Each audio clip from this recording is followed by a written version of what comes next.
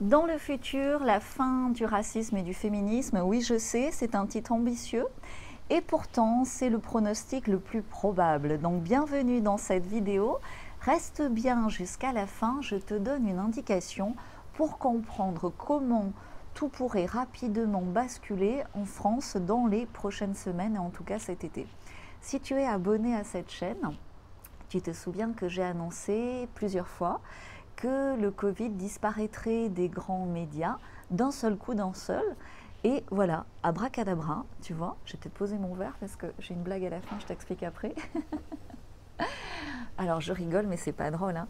Donc avec le meurtre qui est horrible, en plus avec ces vidéos qui circulent de George Floyd, bah, tu vois, plus de Covid, quoi.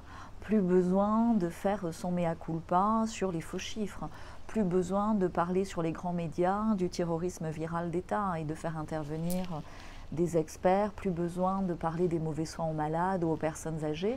Plus besoin de donner la parole à qui que ce soit sur le hold-up, sur l'économie. Donc, vraiment, c'est important d'observer dans les grandes lignes cette manipulation de masse de façon à ce que toi aussi tu perçoives avec un certain recul les événements pour éviter d'être pris énergétiquement dans cette manipulation. Donc si tu n'es pas déjà abonné, vraiment abonne-toi à cette chaîne parce que ça va t'éviter beaucoup de panique et de moulinage, tu sais, les petits vélos dans la tête inutiles. Bon, bref, tu vois, on a tous observé ces derniers jours, ces dernières semaines, les manifestations autour du meurtre de cet homme de couleur. Et sous couvert de lutte antiraciste, de près ou de loin, on se sent tous concernés par l'antiracisme, évidemment. Mais tu peux observer avec moi, ou tu peux le pressentir, qu'il y a un piège. On prend une cause louable, donc là je ne prends pas le racisme, je prends la santé par exemple, la lutte contre la maladie en général. On ignore arbitrairement toutes les autres causes et on donne l'illusion de faire quelque chose alors qu'en réalité on fait l'inverse en profitant de la situation pour vampiriser quoi? Toujours pareil, l'énergie des foules pour mieux les manipuler. Tu sais, ça se joue beaucoup au niveau des énergies, une manipulation. Tu comprends, c'est de la manipulation de masse, perverse en plus, et c'est ce que l'on connaît au-delà du Covid, mais c'est ce que l'on connaît depuis des dizaines d'années. Et le problème, c'est que c'est de façon crescendo. Chaque cycle de manipulation de masse est de plus en plus fort. Et c'est aussi ce qui doit disparaître dans la période actuelle. Quand tu as un crescendo, c'est que les équilibres vont s'inverser. Donc, tu prends une cause louable comme la santé, le Covid, et sous prétexte de protéger la population, en réalité, tu élimines discrètement les anciens, tu sais, les retraités ou les futurs retraités, les plus malades. Et qu'est-ce que tu fais? Tu endettes pour des années les bien portants et leurs enfants en pouvant faire main basse sur leur capital qui est déprécié par la crise que tu as toi-même créée. Tu vois, je sais, ça pique, hein, mais c'est vraiment ça la manipulation. Et les manipulateurs se croient toujours très malins. Et ils sont juste en fait possédés par le malin. Et dans ces cas-là, on se dit, mais comment ça se fait qu'on les laisse faire? L'intelligence divine les laisse faire pour que tout simplement ils périssent par là où ils ont péché. Et c'est très intéressant à observer. Bref, un manipulateur est toujours perdant à la fin. C'est comme ça que je peux visualiser avec sérénité le futur. Mais par contre, on doit faire gaffe parce qu'il peut sacrément nous pourrir la vie entre-temps si on tombe dans ces pièges. Donc tu reprends la manipulation autour de la santé et du Covid et tu l'appliques maintenant au racisme. Simplement, tu te rends compte que c'est pareil.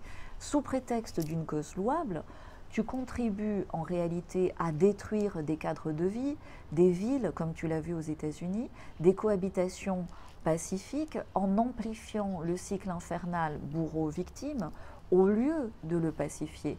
Observe, par exemple, que si je reprends l'exemple de la santé que nous venons tous de vivre, au lieu de respecter la liberté du citoyen et de renforcer son système immunitaire, ce qu'on doit faire par rapport à toute maladie, ce qui est le cercle vertueux, ce qui s'appelle aussi le bon sens. Mais non, non, non, on manipule dans un cercle vicieux. La manipulation, c'est toujours un cercle vicieux. On confine. En confinant en fin d'hiver, on prive de lumière, on prive de vie sociale, on prive de vie économique, on prive de nature, de plage, de parcs. Qu'est-ce qu'on fait? On affaiblit le système immunitaire, le corps et l'esprit. Et qui est important, c'est d'être conscient avec du recul, d'observer ces mécanismes et de l'observer maintenant, je te fais un parallèle avec le racisme.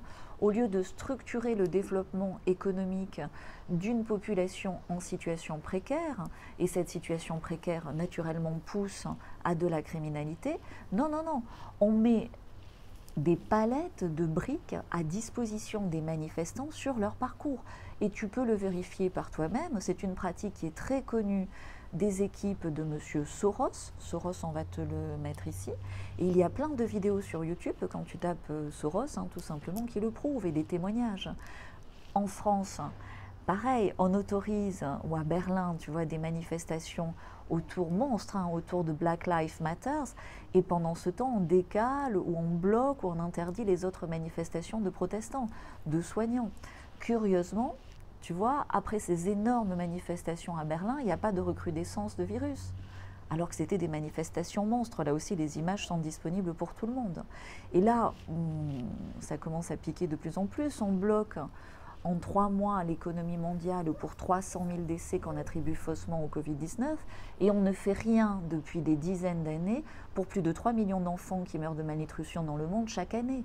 D'où vient le problème? C'est une manipulation. Idem, c'est le même phénomène pour les femmes. Tu vois, on les pousse à travailler, au départ sous prétexte de féminisme, et petit à petit, par rapport à la situation économique, leur travail devient indispensable pour les familles. Et jamais, jamais, on ne les aide concrètement à gérer leur double vie domestique, professionnelle, avec leurs enfants. C'est la fameuse double peine. Je te donne un exemple de la double peine. Tu es malade, ben on évite de bien te soigner. Tu vas en France, le glyphosate est autorisé et la chloroquine est interdite. Tu es black, dans une situation précaire, on détruit ta ville, on détruit tes commerces, sans jamais t'aider sur le fond. Tu es une femme, on bloque ta créativité, on te transforme en cheval de trait entre ta vie professionnelle, tes contraintes domestiques, tes contraintes sociales, tes contraintes professionnelles, les contraintes liées aux écoles. On te charge au maximum, surtout si tu as l'ambition en plus d'avoir des enfants. Et tout ça, c'est infini. Donc, tu vois, quand tu vois ce tableau, ça ne sert à rien d'argumenter dans les détails face à une manipulation. Il faut juste prendre du recul et observer d'un peu plus haut. Donc, c'est une manipulation de masse qui, par chance, aujourd'hui s'essouffle et qui, dans ces derniers moments, apparaît horriblement au grand jour. Et c'est en prenant du recul qu'on peut trouver les clés pour en sortir. Et donc, j'ai Gatz qui adore, là il s'est caché, mais qui adore profiter de sa maman pendant qu'elle fait des vidéos. Donc tu vois, on peut quand même être créatif dans tout ça. Et tu sais, j'ai grandi avec une mère manipulatrice, et je pense qu'on choisit ses parents, une manipulatrice perverse très très haut niveau. Et je trouve que c'est un très bon choix parce que ça me permet de comprendre la matrice de l'intérieur et de savoir déjouer ses pièges. Un parent manipulateur va toujours faire des distinctions entre ses enfants sous prétexte d'égalité. C'est un principe très connu quand tu étudies ce phénomène de parents manipulateurs perverses. Et tu vois, ma mère répétait à longueur de journée qu'elle faisait tout pour que mon frère et moi soyons traités sur un pied d'égalité. Et elle disait ça verbalement, mais ouvertement, elle faisait tout l'inverse, ce qui est très manipulatoire et très perturbant dans la construction d'un enfant. Donc, par exemple, quand elle nous appelait, alors là je peux en rigoler, tu vois, mais j'en ai pas rigolé avant, elle disait Olivier et l'autre, tu vois, moi c'était l'autre, mon frère s'appelle Olivier. Et donc c'était pas trop cool à l'époque, maintenant je peux en rigoler, et surtout c'est magnifique parce que ça m'a permis de faire un formidable travail toutes ces dernières années sur l'identité.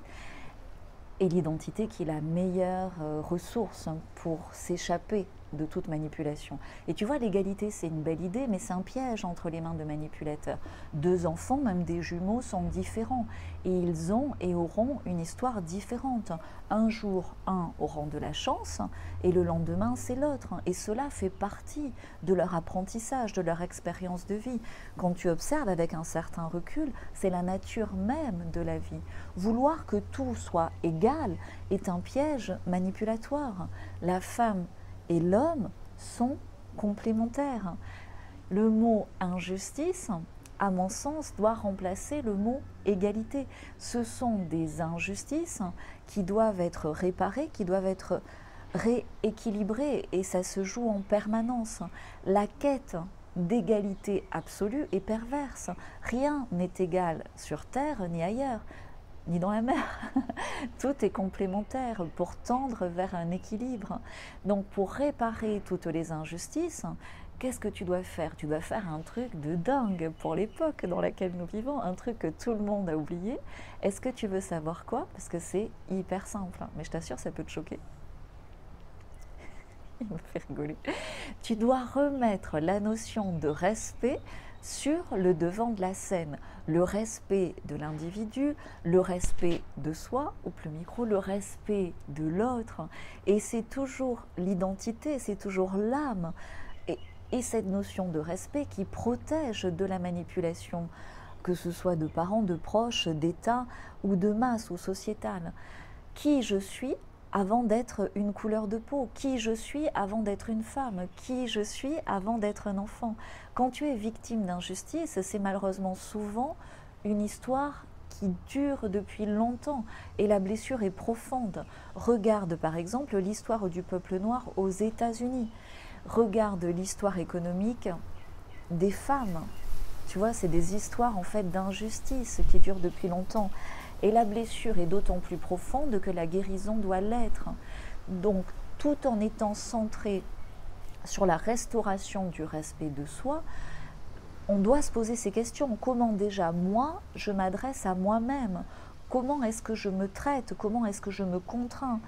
Comment suis-je avec moi-même au plus profond de moi? Comment je me parle intérieurement à moi-même tout au long de la journée? Est-ce que tu le ressens? Est-ce que tu sens que ces réponses sont la clé d'une guérison très profonde? Et finalement, la formidable période que nous vivons permet de changer cela. Et en changeant cela, nous sommes aujourd'hui à même de changer le monde. On peut tout simplement, par ces exercices, faire exit aux manipulations, exit aux abus de pouvoir, exit aux injustices civilisationnelles et sociétales, exit aux trop grandes difficultés de parents qui engendrent de trop grandes difficultés chez leurs enfants par ricochet. De petites difficultés, de petites injustices au quotidien peuvent persister et sont bénéfiques. C'est comme des piqûres de rappel. Je ne te parle pas de vaccin ici, mais des piqûres de rappel que nous devons à nous-mêmes comme un cadeau pour renforcer l'affirmation de notre identité, l'affirmation du respect de nous-mêmes, du respect des autres, de nos limites, qui est en permanence à renforcer. C'est ça l'expérience d'une vie. Donc, regarde maintenant toutes les informations que je veux partager avec toi de l'autre côté de cet écran pour mieux te faire respecter, pour mieux déjà te respecter toi, au travers de cette notion d'identité qui nous construit tous, qui m'a permis de me sortir d'innombrables difficultés. Et c'est bien plus profond cette identité que la couleur d'une peau ou d'un sexe. J'ai vraiment rassemblé toutes ces années des outils incroyables, j'ai pu les synthétiser parce qu'à force de les travailler, tu peux les synthétiser. Et selon la phase de vie dans laquelle tu es, quand tu en as marre de stagner, de t'inquiéter, d'être fatigué, sans vision claire de demain, je peux t'aider au travers de tous ces outils puisque c'est un chemin que j'ai moi-même parcouru. Donc j'ai préparé un partage privé parce que je ne peux pas tout dire ici, ça s'appelle Se réinventer. C'est simple, ça fonctionne. Pour ceux qui ont déjà démarré, on commence à partager des vidéos de témoignages, des commentaires dans le groupe privé Facebook Se réinventer. Mais maintenant, si tu es perdu professionnellement, ce qui est encore un autre cas de figure, si tu es entrepreneur ou si tu as un projet d'entreprise, parce que c'est très d'actualité en ce moment, je peux t'éclairer avec une vision claire sur le futur de ton marché, de ton secteur d'activité, de ton projet, au travers d'un rendez-vous one-to-one. Pourquoi? Parce que ça fait gagner beaucoup de temps. Ça permet d'atteindre son objectif plus jeune. Quand tu vois clairement où tu peux aller, par rapport à où tu veux aller, tu arrives à la destination plus vite et plus facilement.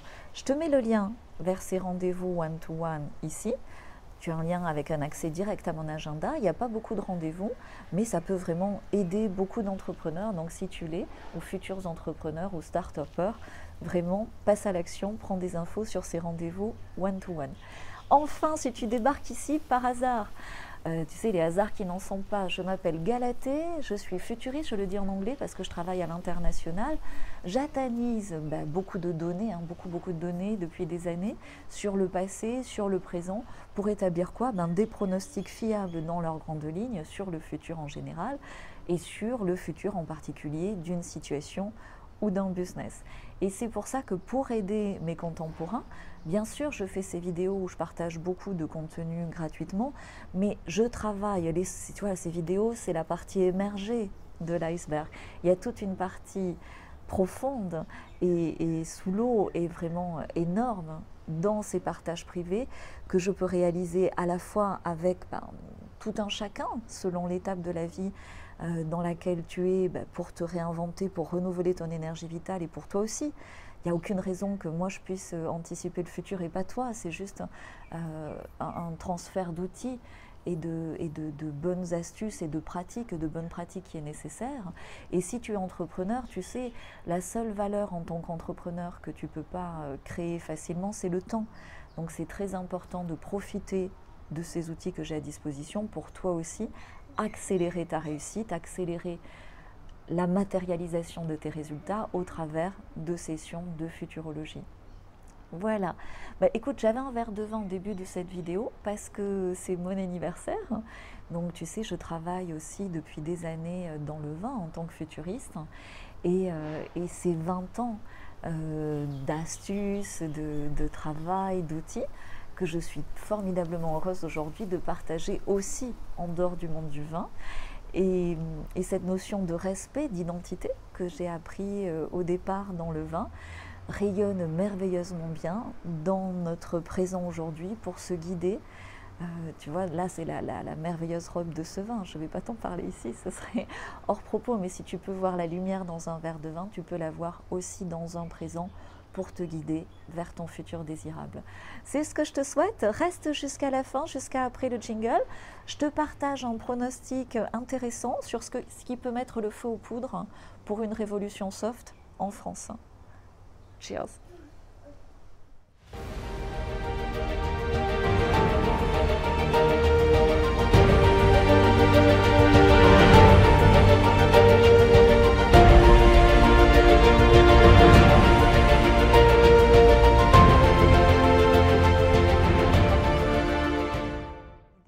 Merci d'être resté jusqu'à la fin. Donc ce que je veux te partager en observant la situation, ce que je me dis, c'est qu'il n'y a pas de hasard et la situation que l'on vit est particulièrement injuste pour nos amis les restaurateurs, les restaurants. En France, tu sais qu'en France, alors je ne sais pas si tu le sais, mais tu peux faire des recherches, je te le partage synthétiquement ici. Le restaurant et le principe du restaurant est un cycle révolutionnaire. Ça a démarré à l'occasion des prémices de la première révolution française. Et je dis la première car ce que nous allons vivre, ce qui s'annonce, en fait, c'est une seconde révolution française qui, elle aussi, va rayonner sur le monde entier. Je te rassure, elle sera beaucoup plus soft que la première. En fait, la seconde est une guérison de la première qui est une blessure. Et curieusement, tu vois, l'injustice économique qui est faite à de nombreux restaurants, même s'ils ont pu réouvrir. Mais on sait tous qu'un restaurant est rentable par rapport à un chiffre d'affaires au mètre carré. C'est une allumette, toutes ces contraintes pour les restaurateurs, à côté d'une caisse de dynamite. Et quand tu touches à quoi? Quand tu touches à l'art de vivre à la française, quand tu touches à la bonne nourriture, à ce qui est en fait l'identité de la France, l'âme de la France, pour sûr, là tu réveilles les dragons, les licornes et les trompettes. Et souvent, tu sais, le manipulateur perd parce qu'il a fait l'exagération de trop. Je pense cogner, donc observons ensemble ici la suite des événements. Et comme c'est mon anniversaire, je suis heureuse de faire chin, santé avec toi et te souhaiter un futur désirable. Tu peux te réinventer quand tu le décides, tu peux accélérer la matérialisation de tes objectifs professionnels quand tu le décides et quand c'est le meilleur moment pour toi, je suis là pour t'accompagner. Tous les liens sont en description de cette vidéo. Like-la, partage-la. Et je pense qu'il est temps de faire la fête avec Gatsby avant qu'il fasse n'importe quoi. Ciao!